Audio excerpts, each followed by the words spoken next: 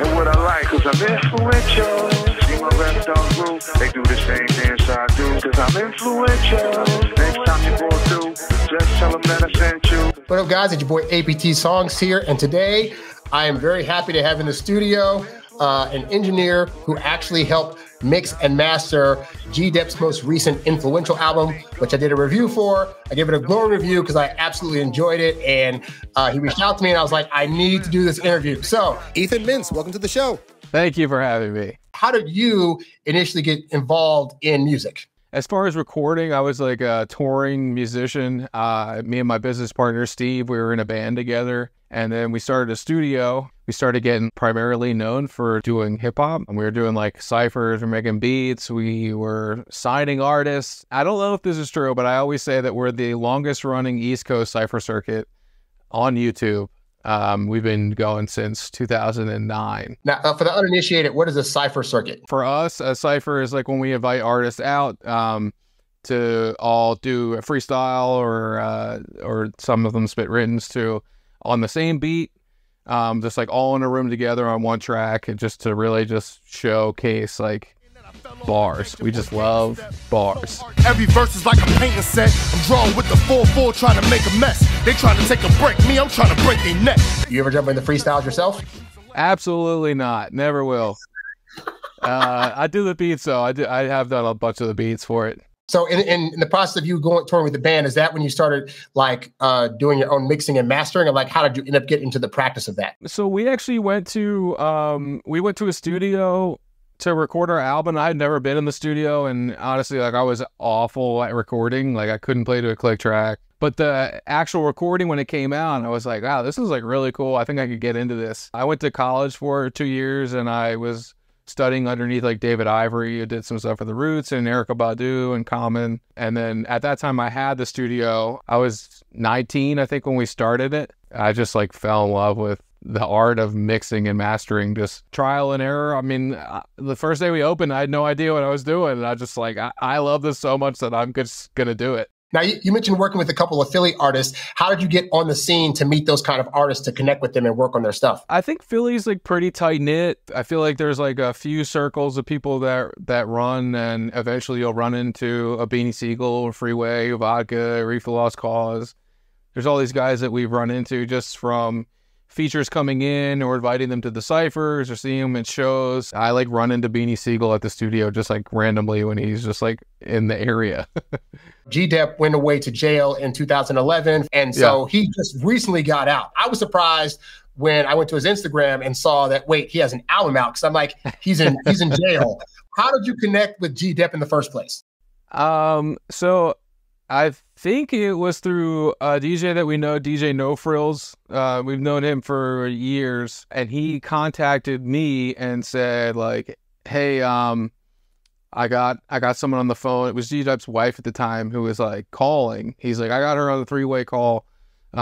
She wants to talk to you about something. I was like, okay.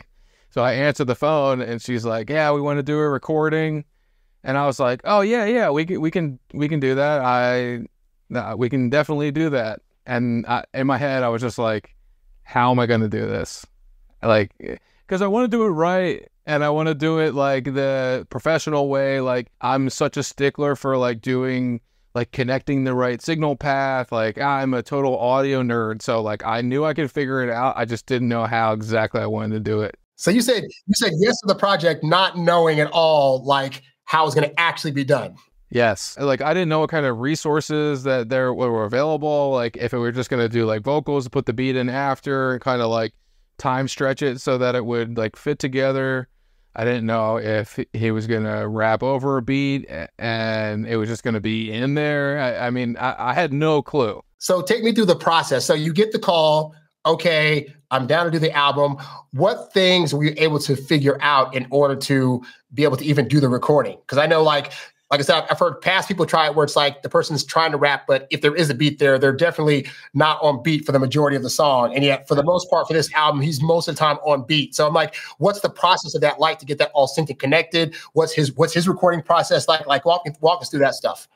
So initially, I was like running my laptop through FaceTime into our studio computer. And then I kind of forget how I did it then first time because it didn't work very well. He couldn't hear me. I could only talk to the phone call. And so we'd have this like long drawn out process of like, oh, can you tell him to do that again? Like, I think you should do it over. And then eventually I figured out how to wire like digitally using loopback and a couple other like software, like hardware plugins, to like route the call into Logic and then out of Logic and back into his phone. So I had a talkback mic. We did like multi-track recording. I had a click track. I had the beats. I had everything going to his phone as if we were doing a session.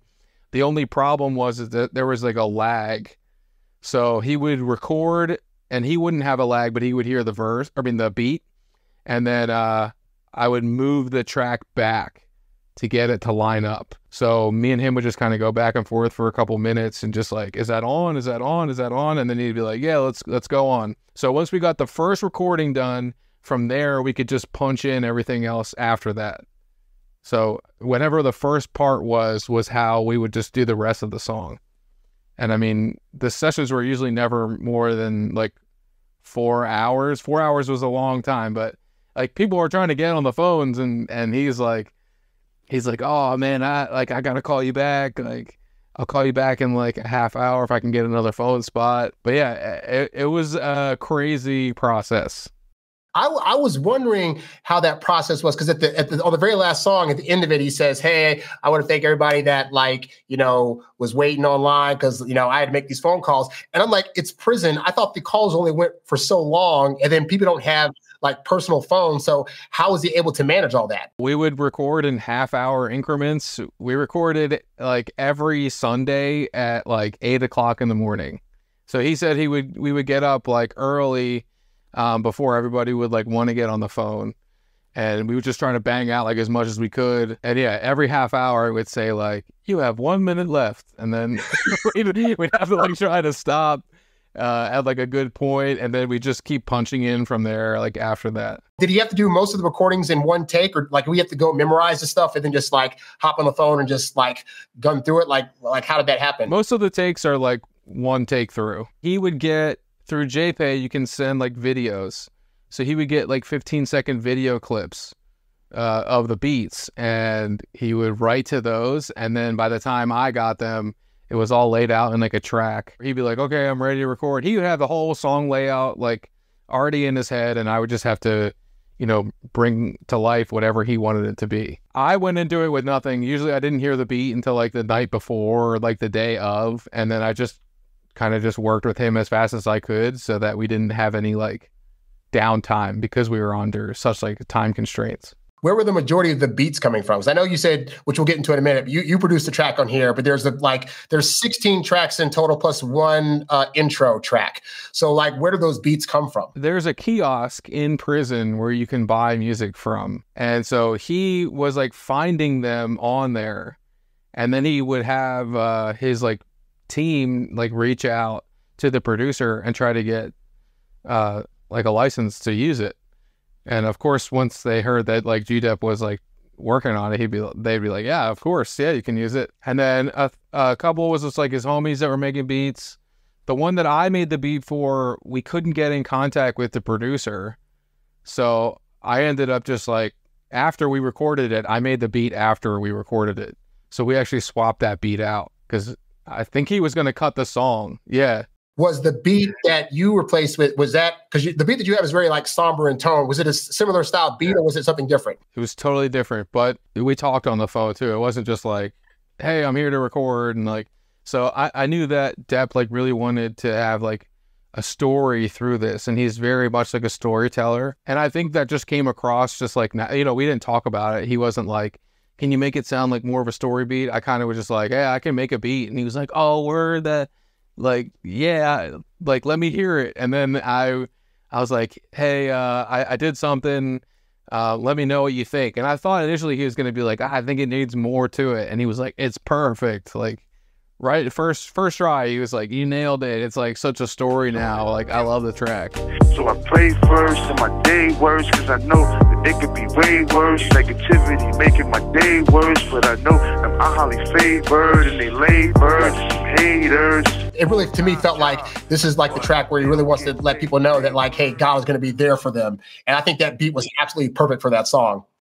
Thank you. So he records all these vocals over the telephone, and now you got to take the vocals and, I mean, they're going to still sound like they're on a telephone, but make them sound like less like that. So what things did you do to the vocal tracks once you got them to make them sound better than just phone vocals? A lot of parallel EQ, parallel compression.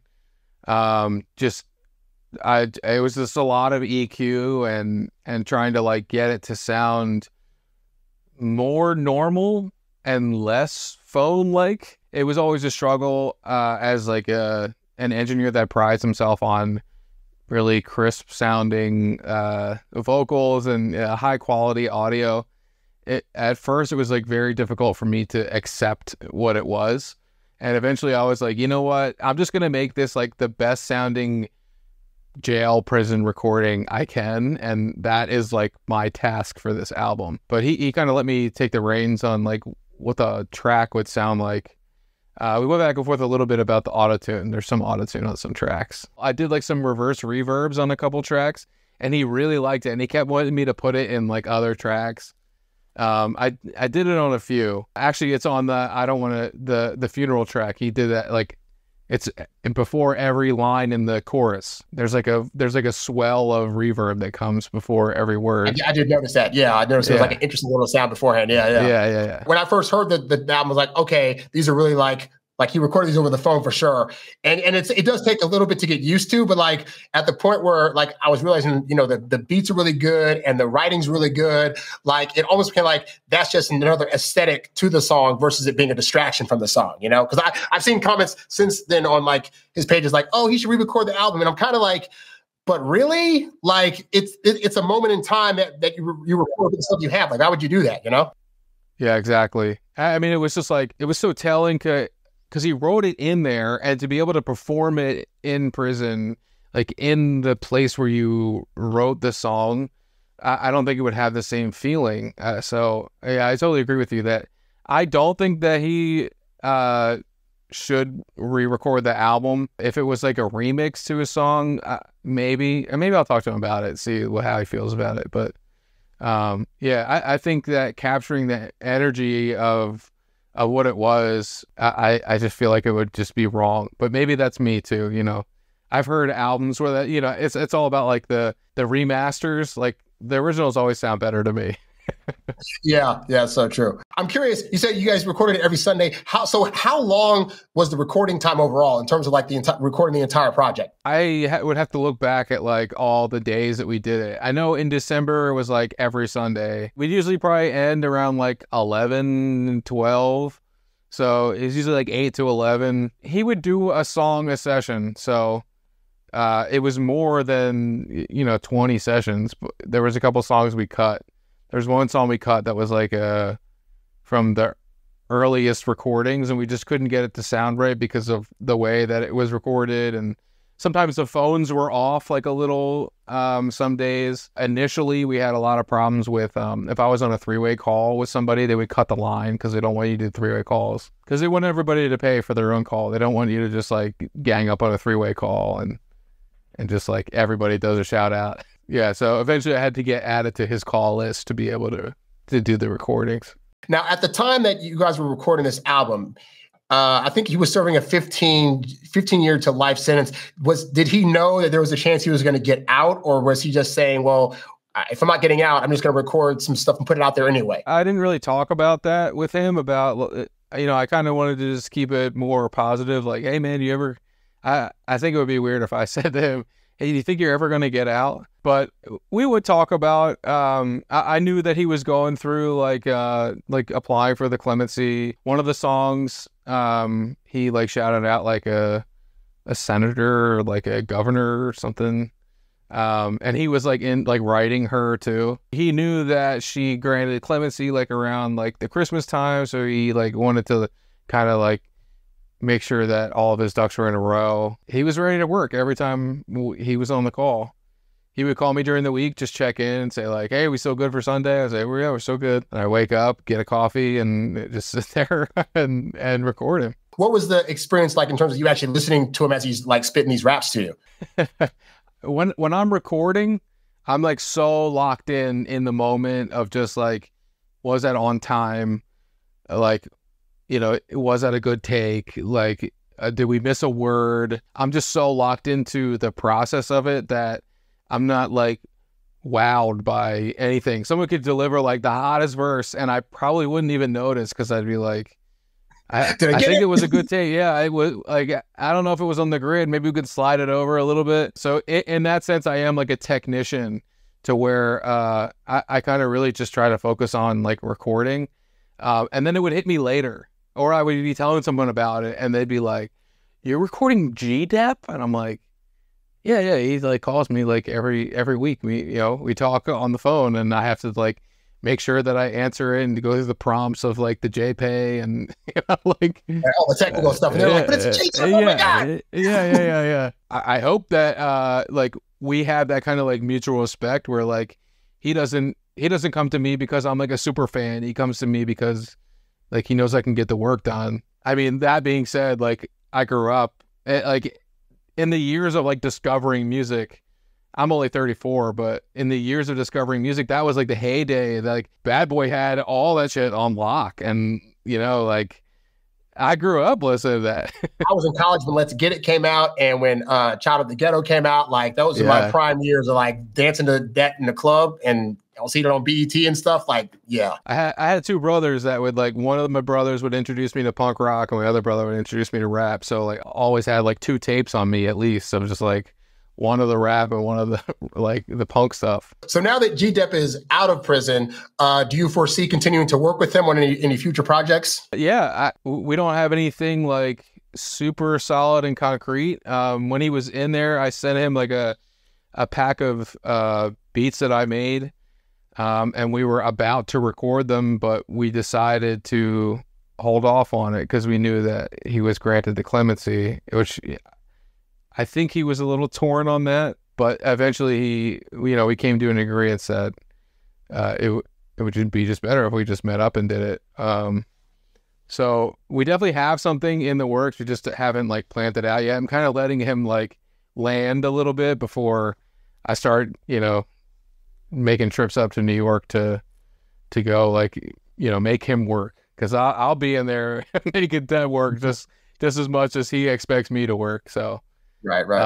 We definitely have stuff planned, and he's busy already. Like he's in the studio now doing stuff when he can. But speaking of recording, though, you have, because I know you're talking about going to New York, but you have your own stuff happening in Philadelphia. So can you tell us about like your recording studio and then what you guys do? My studio is called Marston House Recording. We have been in operation since 2009, primarily in the hip hop community. We're known for doing like the ciphers on YouTube. We have like a super long cipher series that we do that is continuing today. I love to get Depp on one. I tell him that all the time. I've been an engineer since 2009. So when I started the studio, I've just been focusing on engineering, and then eventually I got into producing, and like I was in bands before I was doing hip hop stuff and trying to get more into the band stuff. If you go to our YouTube page, we also have like live band sessions that we do too.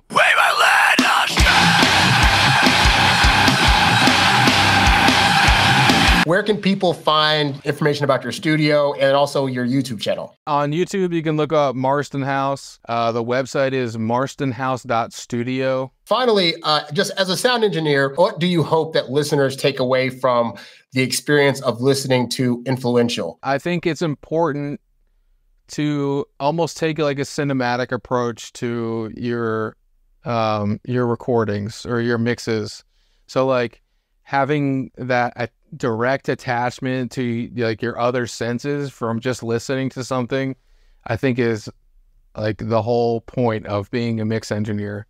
So I want people to listen to it and to like relate to it or follow the story or like have like a mood swings like through the album, because I think Depp does such a good job of storytelling that I hope I capture that essence of the storytelling And like every time that they listen to it to maybe like discover one little thing or one new thing that they noticed, or yeah, I like I said, cinematic is like the best way for me to describe it. I will say, as a listener of the album, I definitely, and as I said in my review, it's definitely one of the better hip hop albums that I've heard in the last 12 months. And part of that is because, I mean, aside from depth storytelling, I think like having a consistent quality of sound throughout made it feel like a cohesive piece. And that's largely attributed to like the stuff that you did on the board. So definitely appreciate you putting your talent in for that, because it definitely came out great. Thank you. Appreciate that a lot. Thank you guys for checking in for this interview. As always, I'm APT Songs. Be sure to subscribe to my channel and check out my various songs as well. And I will see you guys on the next one. I'm out. Peace. And what I like, cause I'm influential. See my rap dog group, they do the same dance I do. Cause I'm influential. Next time you go through, just tell them that I sent you. Cause I'm influential. I'll blow on the shoe, stripes with the off-white you. Cause I'm influential. Glory, glory, hallelujah. Y'all call it what you want to.